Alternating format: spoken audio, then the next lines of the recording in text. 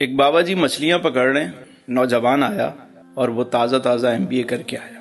بابا جی کا معمول تھا تھوڑی جتنی آ جاتی ہیں ان کا 3 حصے کر دیتے، ایک حصہ گھر والوں کے لیے، ایک کو بیچ کے کچھ رقم آ جاتی اور ایک صدقہ کر دیتے سکون سے۔ تو وہ کہنے لگا کہ آپ زیادہ مچھلیاں کیوں نہیں پکڑتے؟ تو انہوں نے کہا بھائی زیادہ مچھلیاں پکڑیں گے تو کیا ہوگا؟ کہا زیادہ پیسے آئیں گے۔ کہا پھر کیا ہوگا؟ پھر ایک ہم اپنی لانچ لیں گے۔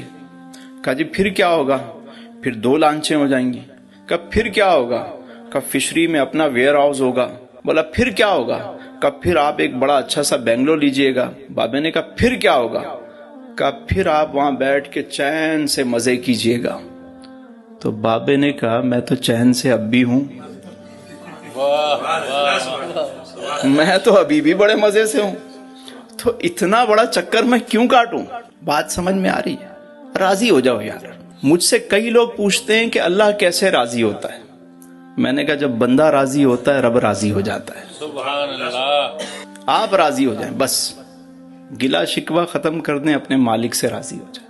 آپ کی زندگی آج سے، ابھی سے، اسی وقت سے بدلنا شروع ہو جائے گی۔ جو شخص لمحہ موجود کو انجوائے نہیں کر سکتا نا، وہ زندگی میں کبھی مزہ نہیں لے سکتا۔ ابھی بس جو ہے یہی ہے، بس میرے پاس یہی ٹائم ہے، میں اس کو اچھا بناؤں۔